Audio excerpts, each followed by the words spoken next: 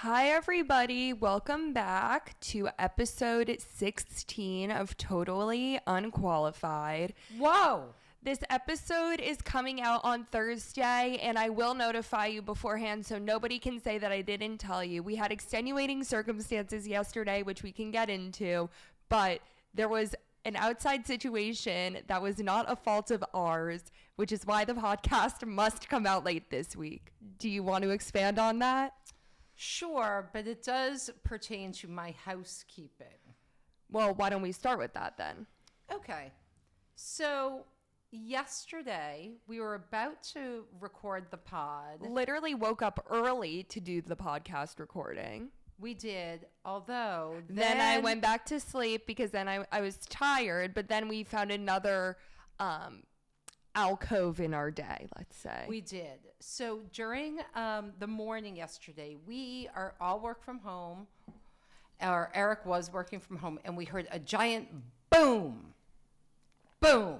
It literally, it was like a boom, like a real life boom. So I ran downstairs, and there is smoke billowing from a manhole, and all these people are crowding around saying they've called 911. Not just people, elderly people, because those are the only people that live in our building. It's true.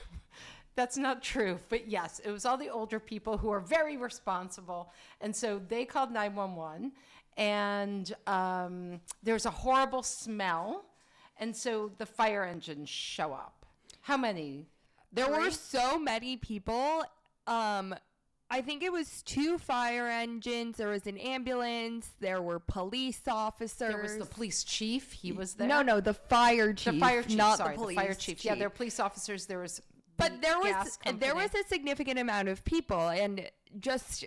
You guys won't know where we live, but we live in a quiet neighborhood. So this is big doings. There were photographers out. Like, there were big doings in the neighborhood because of the explosion. So apparently underground, a transformer or something blew. So we did have electricity, and the lights flickered all day long. We didn't have our Wi-Fi, but we made do. So we were waiting for the lights to stop flickering. We're like, okay, once the lights stop flickering, it will be in a few minutes. We'll do the podcast. It will be fine.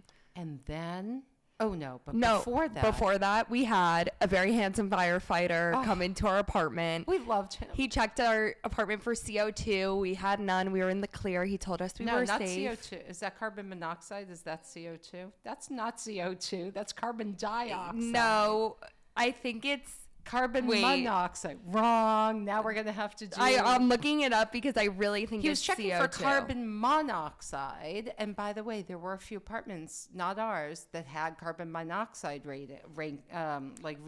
So that Which was is not really good. scary. You can die. Yes. I was a little scared for Liney.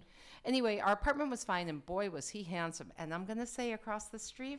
So then we ran to the window, and there was literally there was a carbon monoxide station set up with the chief, and I was trying to wave to them. And then I was like, oh my God, we should totally make them cookies, because obviously we should have, but we didn't have enough time. And then the power went out, so we couldn't have made them cookies. You just threw away. What happened? There were 20 firefighters. Terrific. So nice. And then, right when we set up the pod, and then lights out. Okay, carbon monoxide is also CO. So CO2 was wrong, but CO wasn't. I understand, which is why I said I think that's wrong. It's carbon dioxide. Okay, whatever. 2 equals the die, as in die, like bi, die, mono. Yeah. So, lights out. And we had to fend for ourselves via candlelight last night. From about 4 p.m. to 10:30. And by the way, it's a little scary in our hallway in a building. When you live in an apartment building and there are no lights, it's daunting. And I had to take Liney out, and everybody was using their phones as flashlights to roam around. We were also the only building with no electricity. Like, they didn't turn off anybody else's but ours, because the manhole was right next to ours. But I was thinking, why not the other building on the other? I'll tell you why. Because I talked to the guy from Con Edison, who was the gas company who also couldn't be nicer, so handsome and nice. I talked to him for 20 minutes. He told me everything that happened, why it happened. It wasn't actually a transformer. It had rained, and the rain gets in the wires sometimes. And okay, nobody cares about anyway, this. Okay, he said that they turned off our building because we were the only building that tested for carbon monoxide. Understood. And once that happens, the fire department's like, shut it down.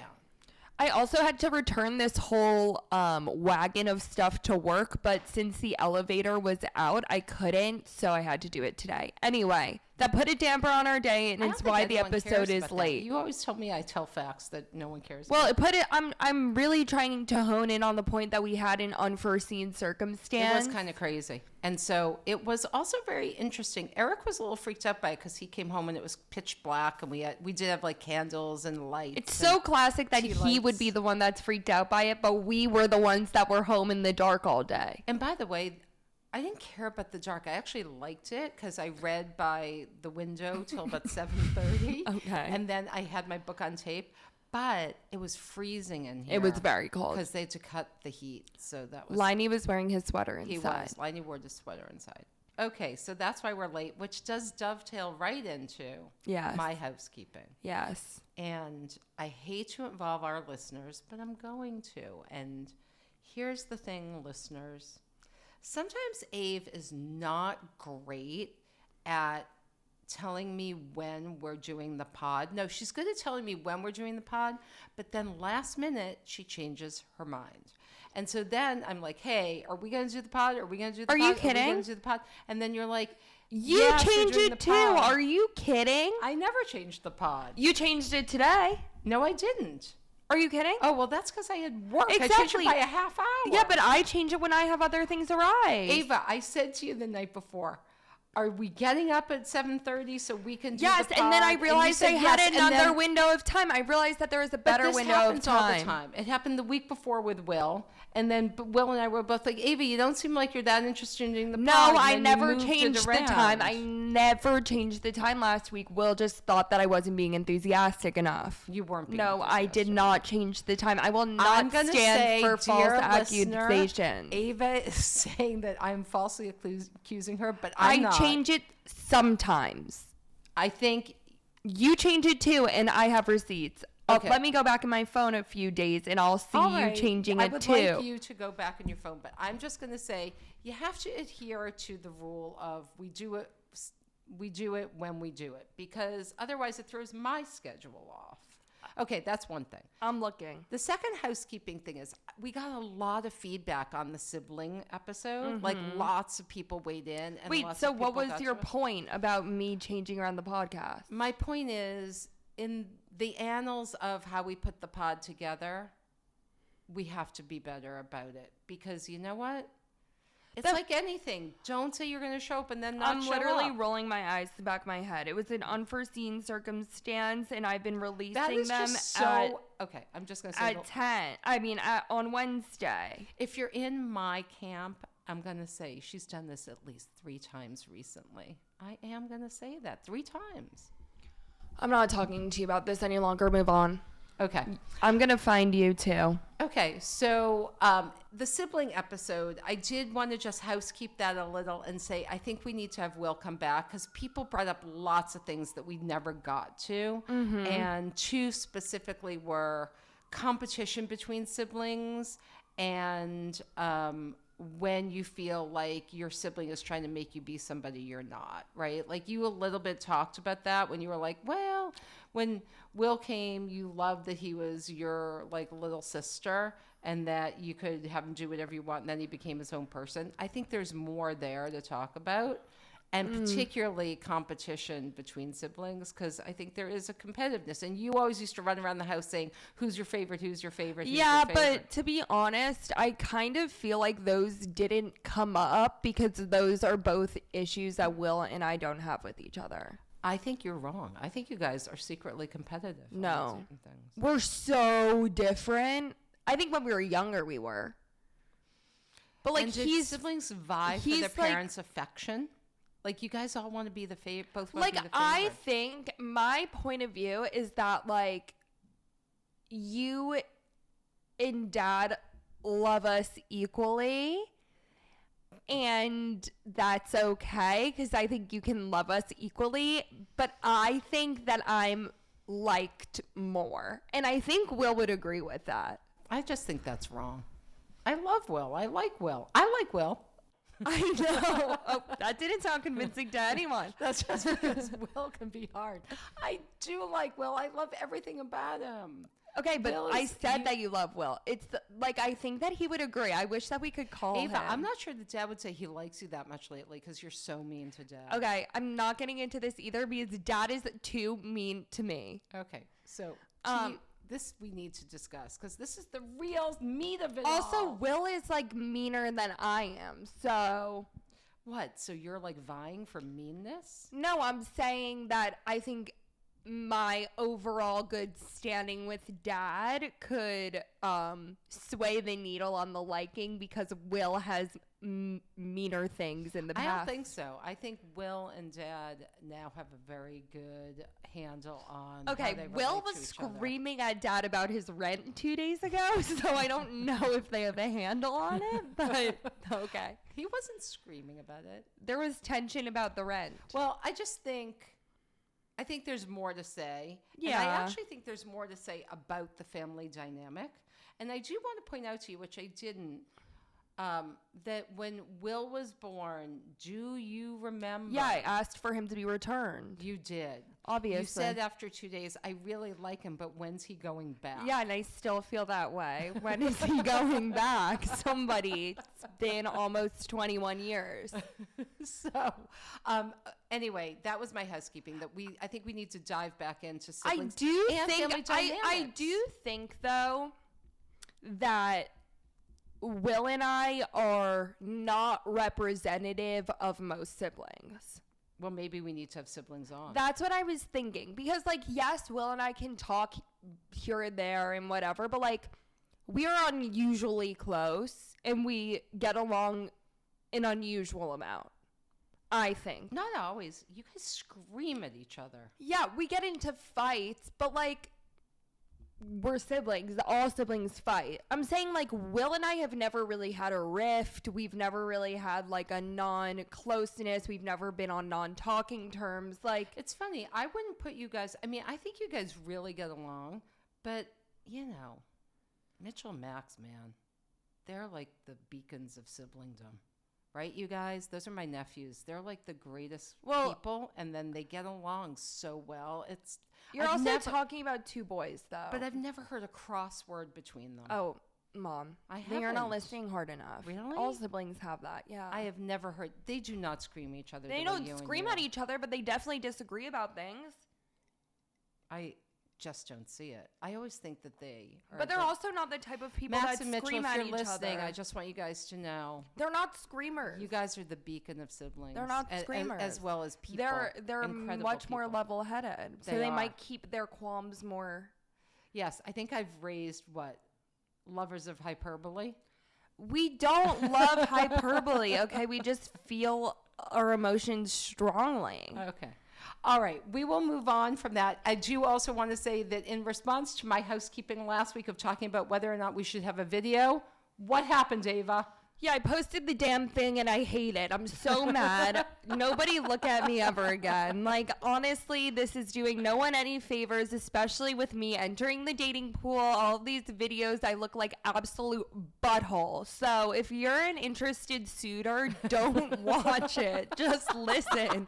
And don't even listen because you probably won't like me that much either. That is just so wrong. I can't believe you would even say that. I seem very crazy when you listen to the podcast. I seem like I got a lot going on. I am cranky. I'm always cranky. I actually was on the subway coming home, and the only thought I was having was how much I hated everybody that was near me on the subway. And then I was thinking, do I ever ride the subway and not hate everybody around me? And I came to the conclusion of no, I know, literally hate the it. Subway, and I could see that actually being true. Although I often don't just think about anybody. I only get annoyed if people jostle me or do something annoying. Okay, I just have to say I've discovered two things that I've started to do recently, and both of them are passive aggressive, and I'm totally like guys, like when you say that you're like becoming your mother, like I never really felt that, but in these two situations, I literally am becoming my mother. Is this a love? Is this your love of the week? No, this is just banter. Okay, I also have something else I want to touch on. First thing, if somebody like unnecessarily jostles me or somebody pushes me or physically moves me, or like this girl today on the subway with her big backpack bumping into me every 5 seconds, I've started to do what my mom does, which is she just goes under her breath, really? And you know what? I feel good about that when I do it. And the second thing that I've started to do that. Or I do. What? Seriously? Seriously? I say seriously? I've started to do that as well, and it totally gets the message across. The second thing that I've started to do, which is like literally my biggest life hack ever, and I've been telling all of my friends every time we're walking down the street together, if somebody is tailgating me, like while we're walking, someone's walking on my fucking heels, which is maybe my biggest hate in the world, however, not my hate this week. When somebody is walking on my heels, I just stop. I literally just stop and make them go in front of me. It's the perfect amount of, I didn't have to say anything. It's passive aggressive because now they have to go around me. So they have to see that they were bothering me. And I get them off my heels. Who does that? Yeah, that would be me. What? I do that all the time. To stop? Absolutely. Mom, I'm saying that these are the two things that you do. But I'm saying I'm becoming my mother. Something. No, see, you don't need to say something, and that's the beauty of doing it. I say, please, go ahead. Okay, well, that's what I say. think that the action... And people think I'm being nice sometimes, but really I'm saying, are you fucking kidding me? I think the abrupt stop... Yes. You're right. I don't stop in the middle. I pull over and let them walk through. Oh, I stop. So they ever bump into you? No. Oh. Because they're not walking on my heels. They're walking too close to me. I don't like when people walk too close and it's people having a conversation. Oh my God. I don't want to hear your fucking conversation. Exactly. And it's always people that aren't from New York. And you know what? That is my issue too. You're not from New York, so maybe it was you at one point. But as somebody who is born and bred here, Mom, it's not. Because the people I heard this past weekend, or last week, I guess it was last week, it was two young people who seemed possibly college age or post-college, and they were talking about dating. They were from New York. No way. Yes. They definitely moved here. Ava? Oh, is that what? I thought you meant like tourists versus... No. If you did not grow up in New York, you are not from New York. You are not from New York. I understand. My dad is from New York. No, he's from Long Island. But that's New York State. He's from New York State. Check your geography. He's not from the city. Uh-huh. Who is from the city? Some of my friends' parents. Queens, Brooklyn. You're from the city. I hear you. Wait, I have something else to say about this. Now that you're getting me started, another random thought. I would like someone to walk around with like a meter that reads level of sound, because do we talk louder in New York than regular people around the country? I think we talk really loud. No, I think we're Jewish. Loudly. Jewish people talk? No, I thought, I'm not going to perpetuate a stereotype, but we do talk a lot. But I literally I don't think Jewish people talk Yes, loud. they do. I think New Yorkers talk loud. I think it's Jews. Okay, could anybody weigh in who's Jewish? Do you talk loudly? I'd like to know. Every single person is going to say they have a loud family. Okay. Next an thing, Italian family's a loud family. Yeah, that's true too. I'm saying that can exist. And by the way, these are stereotypes. But you're could saying be any family. Are we a Protestant family could be loud. I just think sometimes that when we're out and about, I realize like, wow, we're like screaming. Okay, and I think it's because we're Jewish. I don't think so. Okay, so the final thing that I just want to touch on, well, actually 2 more things. I saw an arrest happen by 5 officers in plain people's clothing. How crazy. Where was that? You never see that 103rd subway station. Wow. Which then brings me... For what? Some man was just sitting on the bench. I don't know. It seemed like drug related or something, because they were very much so like cool, calm, collected. And the guy was like really stressed out. Wow. Second thing is... Did you know that the NYPD now has to mandatory patrol all trains? I did. They have to walk through all the trains now. Right? Who knows if it will happen because of all the crime. Anyway, seems a little late for that.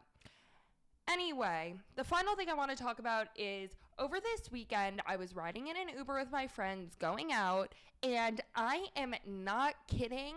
Our window was open, 4 of us sitting in the car. An egg came flying through the window. I'm not kidding. Juliet got egged. I mean, like, we all got hit a little, but she had major shell all over her. And I just want to say, in this economy, while eggs are so expensive, why are we wasting them? And why did that happen? In my whole entire life, never even heard of that happening. And our poor Uber driver, luckily it all went on Juliet, so I really don't think he had to clean up that much. But still, hooligans. Do you think someone singled you out, or was it a random act of violence? We were turning down a random street. I think it was like a teenager, like, nah, eggs. It's amazing that it made the shot. I can't believe the kid must be really psyched. Or it must have been like really close. Like they were walking by us and none of us were paying attention. They just threw it into the car. Good thing it wasn't something worse. Who throws stuff in cars? I don't know. Now New York City is getting crazy. They could throw something dangerous in a car. Okay, so switching gears, I'm not entertaining your whole alarmist feelings about the city. Okay. Switching gears, love and hate of the week. Would you like to begin? I'm going to start with my hate because I'm coming after you today. What? Do you know what my hate is going to be? What? Parents, if you're out there listening, do you have the same problem? I cannot take the way you load the dishwasher. It's driving me up a wall. You know that this was really sensitive. And the fact that you would bring this up right now is absolutely insane. I agreed to a dishwasher loading lesson twice. I don't remember that. You're lying. It puts me in a bad mood every time you Sorry that you haven't given me the lessons that I agreed to. Okay. We need a lesson that we will Third schedule time. This week because you put your there was no hesitation in the top. There was no hesitation. I said that I would learn how to load the dishwasher if you taught me. Okay. Everyone needs to know how to load the dishwasher. And you know what? I've been loading the dishwasher for a while, so you've let this go on for too long. So maybe this is your problem because I've loaded the dishwasher since my wee ages, and yet you're deciding to be mad about it now. I can't take it. That's my hate. What's yours? Okay, so my hate is, I was talking about this with my friends, and I'm going to bring it to the larger table. For those of you who don't know me in real life, which is not very many of you, if not none of you, but if you don't know me in real life, I stand at 5 feet 9 inches tall. Actually, I'm 5 feet 8 3/4 inches, so I round up, but who's counting? And one of the things in my newly single life that everybody seems to love talking to me about is how do I feel about shorter guys and the fact that I'm so tall, and everybody has their 5 cents. I'll never be with somebody shorter than me and blah, blah, blah, blah, blah. And I'm not even that tall. And I'm just going to say, all of the people that say that they don't want to be with a shorter guy, it wouldn't be a problem for them because most men are not that short. I think that it's just a weird passive-aggressive way to, like, you know, make somebody feel bad. And I also just want to say that my ex-boyfriend was shorter than me and didn't have a problem with it. And so really, I think it's a commentary about your lack of confidence. And I hate that everybody keeps talking to me about it. Everybody has to tell me their issues about shorter men. You know what, girlfriend? You stand at 5'4". The likelihood that you're going to be with a man that's 5'3" is insane. And also, to you, the world is then tall. If you're with somebody 5'7", that's 3 inches taller than you. So I don't want to hear anything about short because I am 5'9". 5'7" to me is actually short, whereas 6 feet is tall. 6 feet to you, 5'4" girlfriend, is like a gargantuan. It literally grinds my gears so much. I just think it shows that you, like, are superficial, honestly. Like, I think at the end of the day, it's just really superficial. Because what if it's the love of your life and he's an inch shorter than you would like it to be? So what? You're short, right? Unless you're like a really tall girl. like if you're a girl who's like over 6 feet or 6 feet, like you're really tall. Zendaya?'s really tall, and Tom Holland's short. That was my couple inspo. Oh, I was Zendaya. No, but I'm saying there was a big difference. She's not 6 between. feet. She isn't. No, she's like because she always wears heels. Zendaya and I were in the same situation. I love how nice he is. He's always like protecting her with the paparazzi. It's very sweet. Well, he's a superhero. He is. Okay, do you want to do your love since you just were on your rant about your hate? Oh, yeah. So my love of this week is there are these two guys that are really cute and they're old. And whenever I go to yoga, which is twice a week, they are at the 103 subway station and they sing Beatles songs. And I love the Beatles. And it's so nice and they're really good. I hope they get discovered. Aw, I've never seen them. Maybe well, they only you're not up at morning. 7 a.m. Yeah, because they're always only in the morning. I see other people. They were singing, "Tomorrow I'll miss you." Yes. Na, na, na, na, na, na. And they wear glasses. By the way, that did not sound oh, like my lovin'. Not so. La, la, la, la, okay. Loved it. Loved it. Look forward to it. And I hope they continue. Nice. That's really nice. I'm glad that you love them so much. And one of them wears like a Sgt. Pepper's Lonely Hearts Club kind of look. Like it's kind of like a neon Western shirt. Anyway. Okay, my love of the week is pretty brief. I did go away this weekend to be with some of my high school friends. We were up in Western Massachusetts in the Amherst area. I have to say, I went to the Emily Dickinson Museum for the first time ever. It is the home that she lived in. And let me just tell you, she was a really fascinating person. People give her a false rap of being reclusive, and she may have been a little reclusive, but she had a big imagination, and I really loved the tour. Our tour guide was amazing. And then I found this funny little pamphlet book in the gift shop that talked about Emily's recipes, and I totally want to make them because they're insane. They have things I've never heard of. They have a bread that called for 10 cups of flour and 1 egg, which I didn't quite understand how that would work. Ew, that sounds disgusting. There was like a bread that just had gelatin and cornmeal in it. I don't know. Please don't. But I really love the museum. And so I just want everyone to know if you're in Amherst, you should go. And it's the greatest town, and it's a college town, and it was really pretty. But I love the museum. Nice. Okay, you want to talk about reader mail? Yeah, but our reader mail is actually Ava mail because I've been thinking about this and I wanted to get the general consensus. So I have been working at my job for 6 months now, and I'm taking off a significant amount of time this summer. I'm taking off 10 days, and I happen to work at a company that has unlimited paid time off, and working in event planning. The summers are usually a lighter season, whatever. It's totally fine that I'm taking off these 10 days. I've literally talked to everybody about it because I was so anxious about it.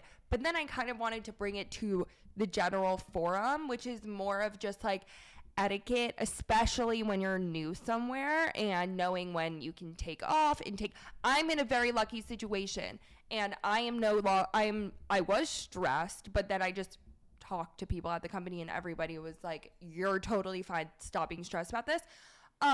So it's not really for me because I do see how lucky I am in this situation, but I do think that there is like a level of unawareness with this kind of etiquette, especially because a lot of us are either transitioning jobs or in our first job. So I think it's interesting.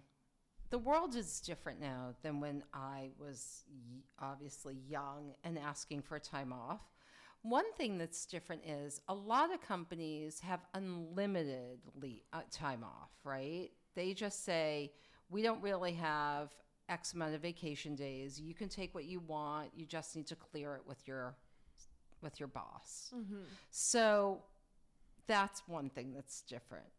The other thing is that you didn't point out, you've been at the company 6 months, but as a full-time employee, you've only been there for like a month or two. Yeah, but my scope of work has not changed at all. No, but your status has changed, right? Like your status went from being a consultant or an hourly worker to being a full-time paid staff member. And I think that matters. I think that's something, right? Because if you were just a consultant being paid hourly, like your time's your time and you're just choosing to give them some time. So but my hourly rate was more than what my salary Yeah, is. but it doesn't matter. It matters in the designation of asking for time. Like I'm a consultant, right? I don't have to ask anybody for time off. I just say to the company, I'll be gone. Right. So it was the difference was an ask and a tell. Right. There's a difference between an ask and a tell. But I would argue that the ask is harder than the tell. Yeah, it is. It is. Yeah. It is. So that's my point. My point is when you tell somebody because you're, a per diem person or whatever it is, then you're just telling them and you're notifying them and they can do whatever, they can make whatever they want of that.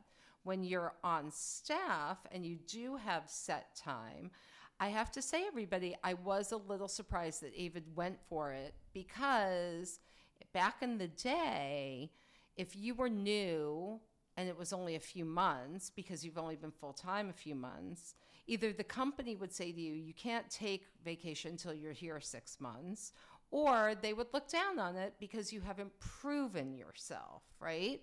So everybody would be a little scared to take off time, and particularly take off that much time. You take a couple of days maybe, but not a lot.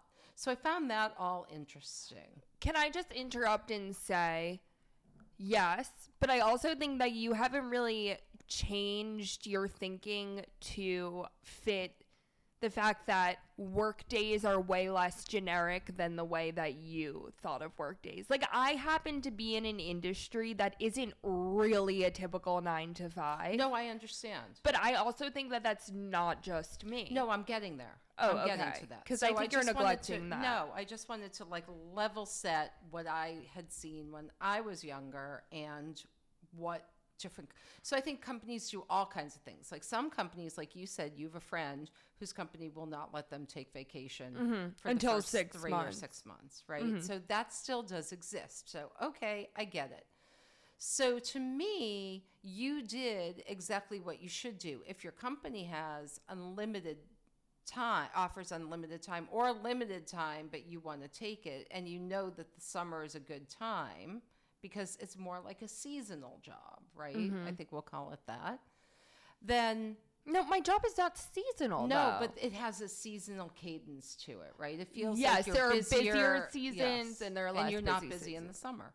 Where other jobs, like the Oracle was just telling me that her daughter really, she's in the spirits business or the alcohol business, really heats up in the summer. That makes sense, right? People partying, people going out. There are all kinds of outdoor events.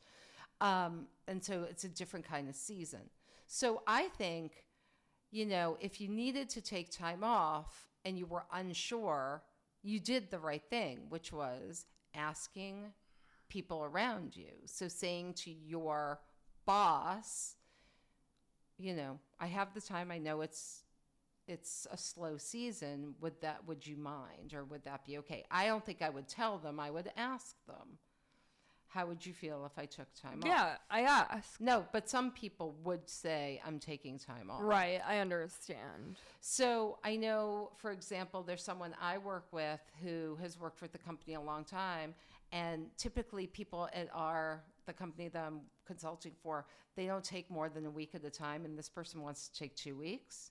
And they were concerned about asking for it. And of course it was approved, but the company can sometimes be a little rude to you, like, yes, which is like why, who's covering your work. But I also think it makes me really grateful for my company, but also I think it does bring in this idea of work-life balance. And if anything, having unlimited paid time off to me encourages me to work harder, so then I feel like I have deserved my time off. Like, I feel like I really like my job, so I'm also lucky in that sense, but like every single day, like I'm really trying to put my best foot forward and making sure that, you know, everything that I'm doing is very concise and tight and I'm running on schedule and I'm being helpful and whatever, all of these things, because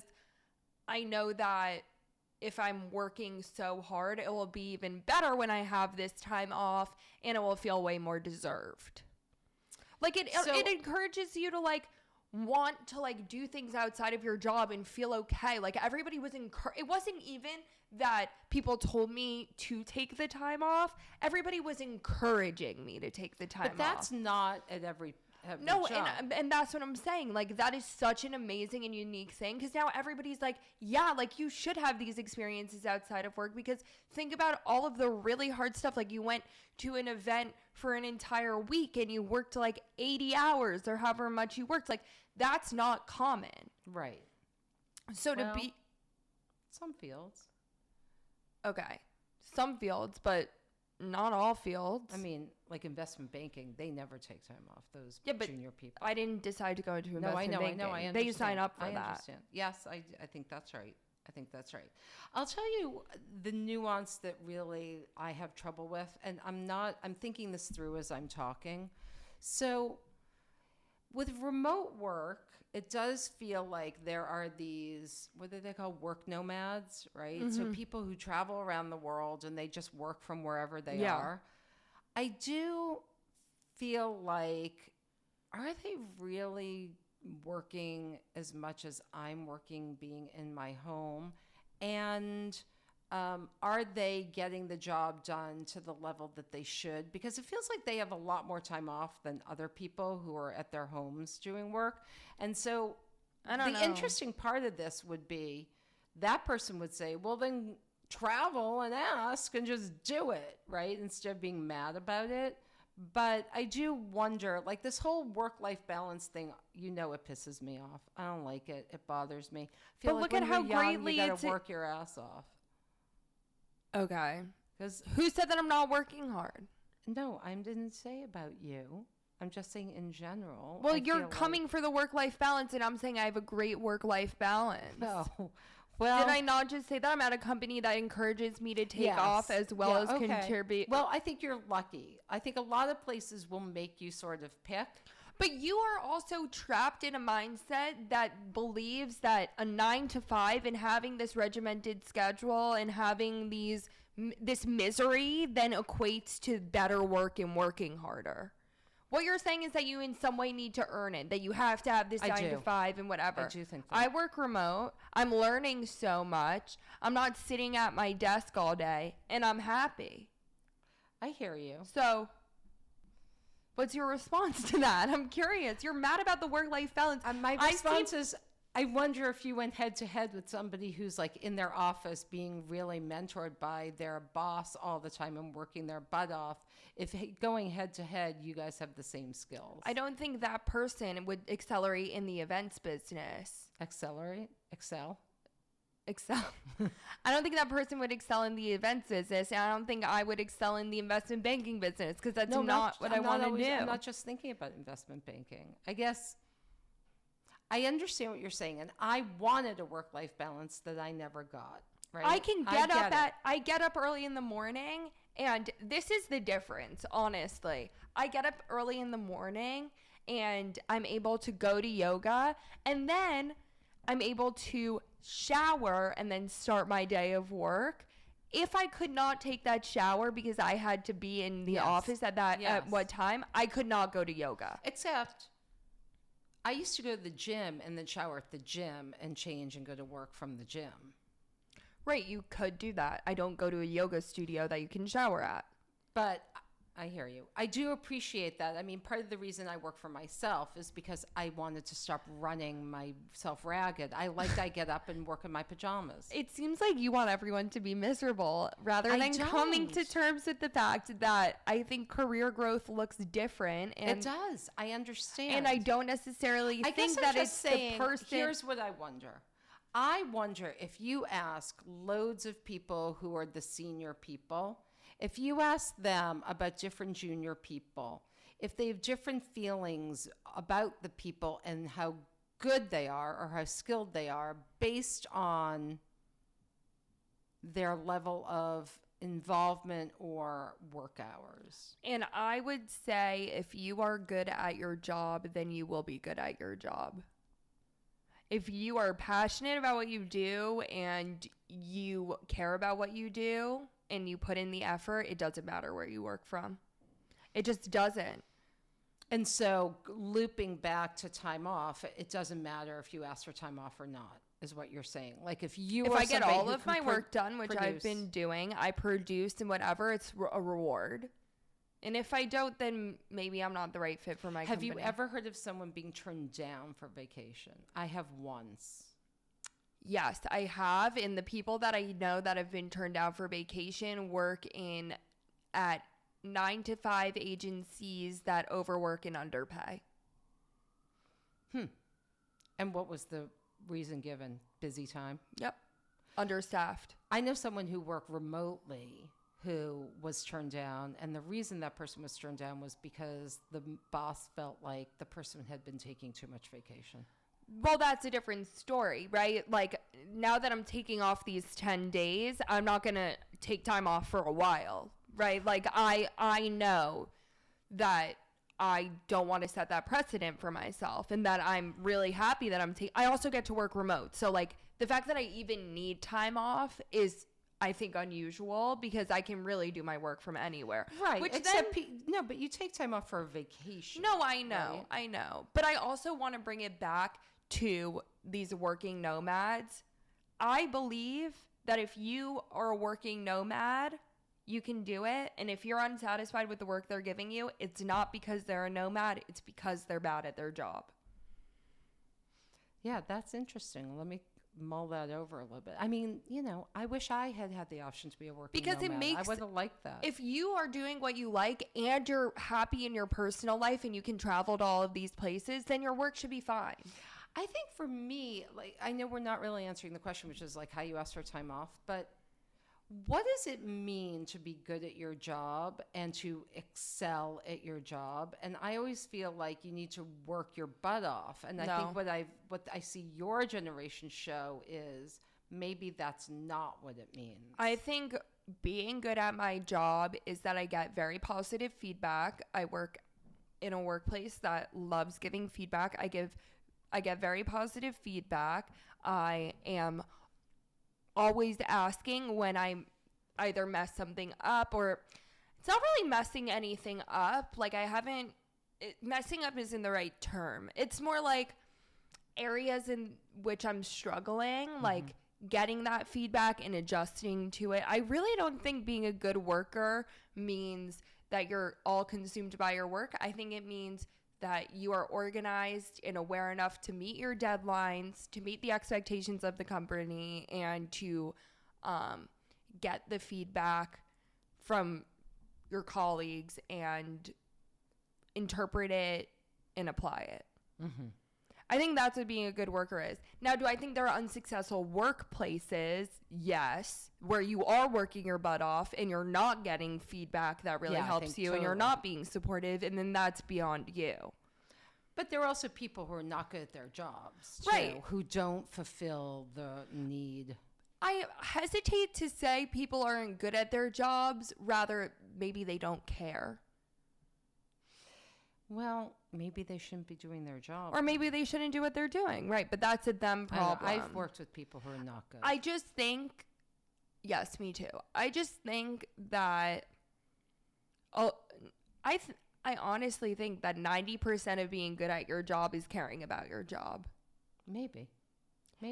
Like, everyone can send an email. Everyone can learn to send a good email, right? Everybody can learn company speak and learn how to communicate. Yeah, but I guess I don't know. We're generalizing a little bit. Like, I got to think about different jobs. Like, there are teachers and nurses, and like we're talking about like office jobs.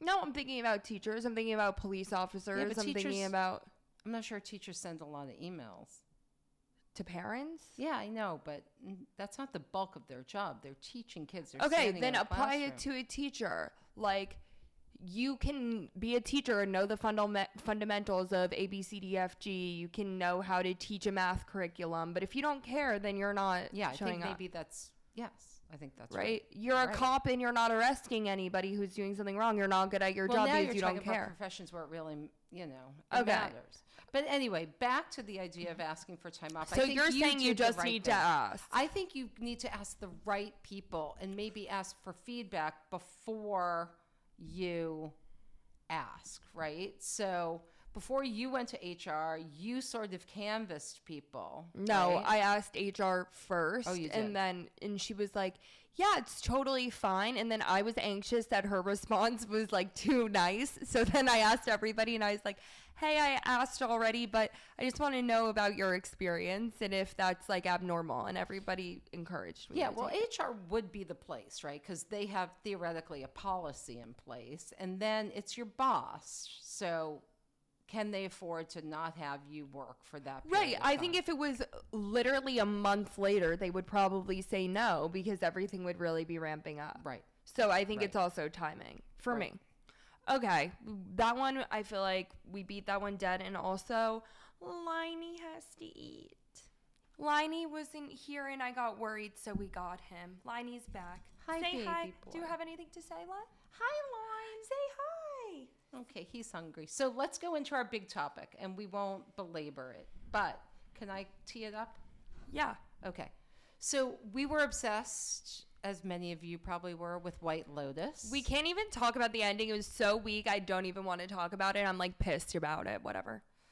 And okay, no spoilers, but we were not happy about the ending. Anyway, okay, so as you all who watch it know, there were 3 middle-aged women who were at the Thailand retreat or resort, and they were lifelong childhood friends, and over the course of the series, it's all about sort of them digging at each other and not really liking each other and then coming back together and what it means to be friends. And 2 were off talking about the other third.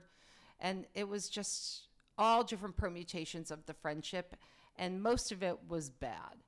So it got us thinking about friendship and why a threesome never works. And what is it when you are friends with people that even when you get to be older, not just young, like my age, like oftentimes people just feel left out. And so I wanted to explore that with Ava and her perspective of your generation, because I definitely have experienced at every age either being the one on the in or being the one on the out. And it usually happens with 3.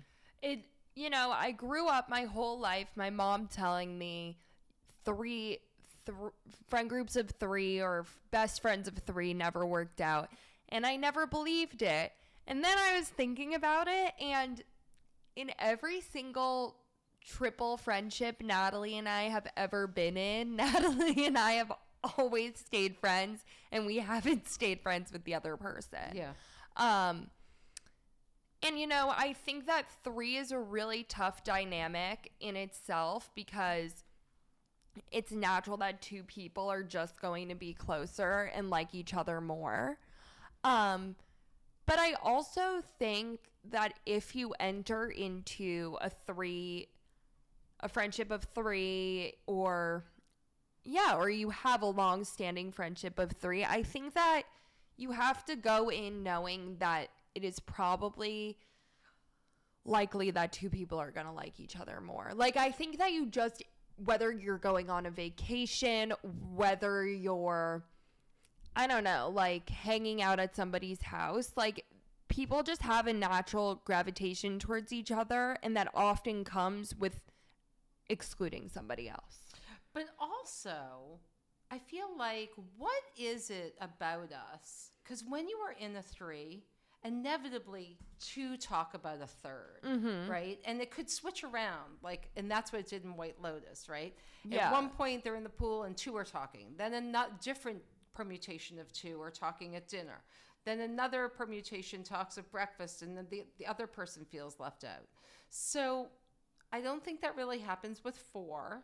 Because it pairs off 2 and 2, right? You end up changing around. Or 3 and 1. No. Does it ever do that? I don't know. I'm just giving other situations. Actually, I do want to ask you about that because you have a large friend group. So I would like to talk about how there are your definitely friend groups within the friend group, and there are definitely people who naturally gravitate towards each other. And are there three? Is there any? It's not really, right? It's sort of like people are in twos, and then the twos can switch around. Yeah. Three, I also just, guys, we are currently watching Linus try to reach the dish towel that's sitting on top of the counter, and he is so close to getting it, and he's jumping. He can't seem to secure it. Because he has tiny legs. He's just a little boy. Okay, anyway. I think that the thing about threes and what makes three people particularly vulnerable to this is that everybody is a rogue actor.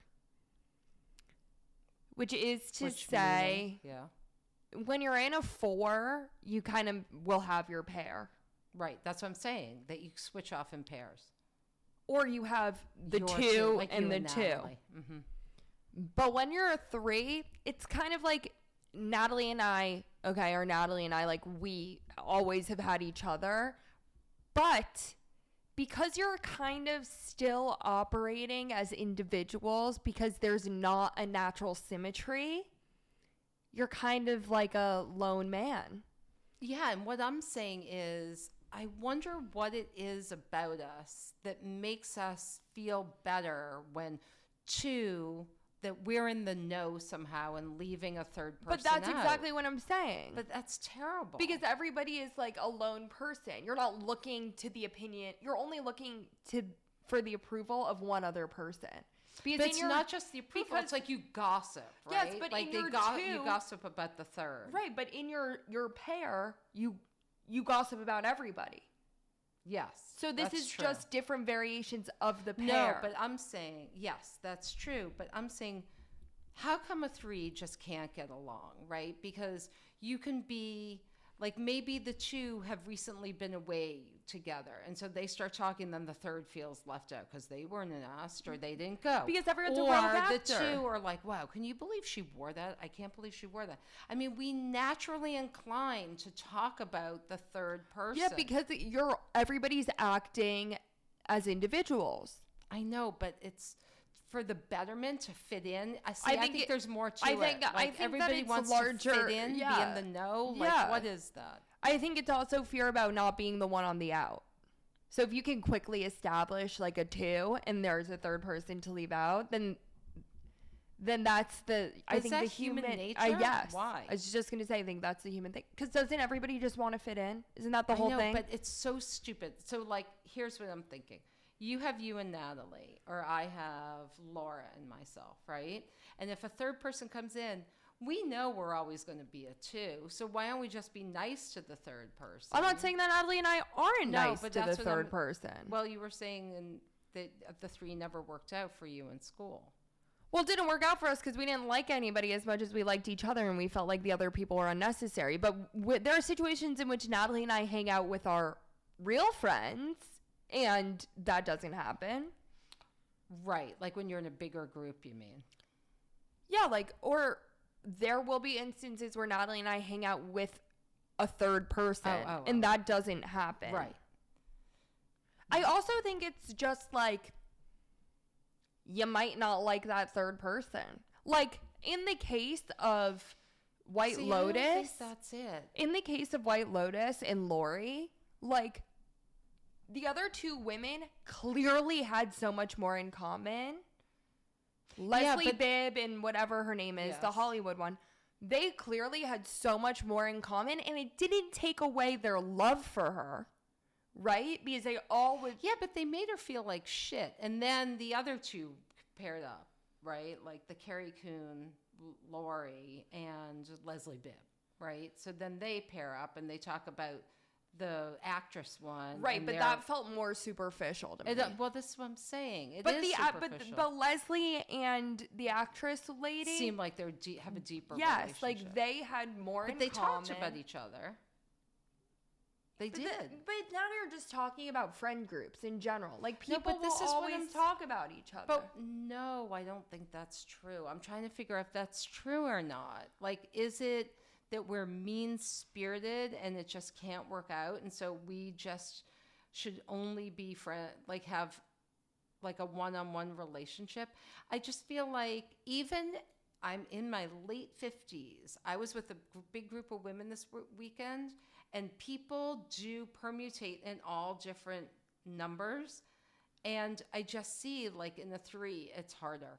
Yeah, because I feel like you're disregarding the deeper psychological feelings that I'm having, which is nobody wants to be the one on the out, so people are rushing to establish the 2. But aren't we past all that? Because we all feel confident enough to not feel like I'm 58 years old.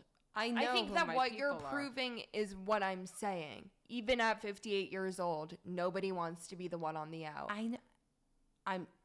I can't get over that. That feels like a you problem. It feels like No, it doesn't. It was on White Lotus. No, I think that it's a problem, but I also think that like going into a friendship of 3, going into something with 3 people, like you just need to be aware that the possibility of that arising is probable. Like, I think that you just need to know. In the same way that, like, when you hang out in any situation with 2 best friends. Yeah, but now I'm thinking about, like, Consigliere and Consigliere's friend Pumpkin, we'll call her, okay? And they came over this week to play Rummy Cube. Okay, the fact that you wouldn't come up with a different name, like Consigliere and Pumpkin have been the same person. So the fact that you wouldn't say Consigliere and Watermelon rather than like... Anyway. Or Pumpkin and Watermelon. We were in the 3, and it always works, right? But there is a 4th person who is usually with us. But the 3 always works. Okay, but you're talking about like a dinner that we had at our apartment. We played games. Like I think you're no, but even if we go shopping or we do something, and I think like you guys are not having these like extensive long periods of time where that would be the case. And I think you guys all wouldn't hang out, or one person would remove themselves if they felt like that was the case. Yeah, well, everybody has a different relationship with each other. So I think it's like knowing your relationship with the person. The only time I think that a 3 works out is when you all feel equal in closeness or have a similar relationship to each other. For example, Pumpkin, Watermelon, and you all have known each other. By the way, she's going to be so mad. I know. She's Watermelon. I know. But yeah. Should she be like celery stick? Something healthier? Carrots? I don't know what her favorite food is. Nacho chip? Pizza? Well, pizza's her favorite. She's totally She's pizza. She's totally pizza. It's her favorite food. Should she be Stella? No, she's pizza. Okay, so pizza, Pumpkin, and you have all known each other for a similar period of time, have all like, whether or not there are people within that are closer to each other, you're all kind of starting at the same foundation. Same thing with Natalie, Juliet, and I, right? Like, we all have Natalie and I have obviously known each other for a very long time, but we all are starting with a very similar base, and we all know each other really well. So, not to put you on the spot, but when White you and Lotus, Natalie that and happened. Juju hang out, it doesn't ever feel exclusive to me. It doesn't feel I don't think exclusive. anybody would say. So you guys never feel like 2 are running off in the corner to talk? No. It's something about I think it's also like a lack of confidence. I was just going to say, it's like insecurity. It's like, it is. It's about insecurity. I mean, I've been saying this since the start of the episode. Nobody wants to be the one on the outs. I know. So it's everybody fighting to not be that one person. No, but I just find it interesting that we feel insecure at any age, that there's that insecure feeling, because you think, oh, that's for like elementary school, and then or middle school, and then it passes through and you're over that. Well, I think the thing that makes this all a bigger issue is that it then comes with the question of, because they like each other so much and they might like me less, why do they like me less? The question then becomes, is it me? Really? I'd rather step back, right? If I see that they're really close, I'm like, okay, that's fine. I'll just step back a little in the friendship. But then wouldn't you think, you're telling me you wouldn't say to yourself, like, why am I then the odd one out? I'm not sure. I might not. I think you would. I would? I think it's like what makes them so close. Like with Natalie and I, it's obvious. We have time on our side. We've known each other forever. We know each other really well. But in a situation, right, like even on White Lotus, you could say those two women gravitated towards each other because they were just more similar. They have more in common. Right. Right. But in the instance in which you're fighting to be on the in and you find yourself on the out, it then makes the question arise, why am I the one on the out? Well, what makes me different? I don't think that. I do not go internal. I go to, you know what? I'm not sure these are the right people for me. Like, this might not be worth it, right? If they're going to make me feel bad, I'm not spending time with them. Well, is it making them feel bad or you feel less close? No, I'm talking about in that show, they were making each other feel bad by excluding each other. And I think that happens all the time. And I think it says more about the fact that you're hanging out with the wrong people than it does about you. See, I see it differently. My first thought would be, maybe that would be my second thought. Maybe they're not the right person and right friends. But I think my first thought would be, like, why are they then so close? Like, what don't I possess that could include me in that? That's interesting. I wouldn't have gone there. And I want to say something. I need to think about that. I want to say something else to you that I think we have a similar situation. When you're close with one and the third tries to come in, I think that's really hard for that person. Like, you and Natalie are super tight, just like Laura and I have always been super tight. And why doesn't she get a nickname, but everybody else gets a nickname? Because she doesn't care. And that person coming in can very clearly tell quickly, like, it's not going to be a 3. No. Like, we're friends with lots of different people in lots of different ways, but it just can't. Yeah, I mean, that's on them. No, I know, but I'm just thinking that, like, some twos we'll have dinner are like, with you. It's like a closed family system. Yeah, like, we'll have dinner with you. We might like you. Yeah, but you're not going to be on the same level of friend. It's like a sibling. Well, that's not true. It's not the same level of friendship. It's a different friendship, right? Because I'm friends with people who she's also friends with, and I'm really close to a lot of those people in different ways, right? She's just always been my best friend. Okay. But we were thinking about this. White Lotus. And know why else we're thinking about it? Because Leslie Bibb was worried that it was a boring storyline. Did you read that? No, and it wasn't didn't. boring to me. I thought it was interesting. No, but it wasn't maybe it's my 'cause favorite. It's my age. All right. Well, what's the takeaway from this? The Threes takeaway don't from work? this is... We knew that. I mean, we knew that. Stand up for yourself in the 3? No, I think it's just like be prepared. Yeah. All right. Anyway, so you can follow us at Totally Unqualified Podcast. What else could you do? You can please watch YouTube. Watch us on YouTube, Totally Unqualified Instagram. Podcast. What do you mean? What else could you do? TikTok, Totally Unqualified Podcast. Write in, call in. Yeah, the links are in our bio. We had to do Ava's question this week. Okay, we didn't have to do my questions. Okay. I wanted to do my question. Okay. God. All right.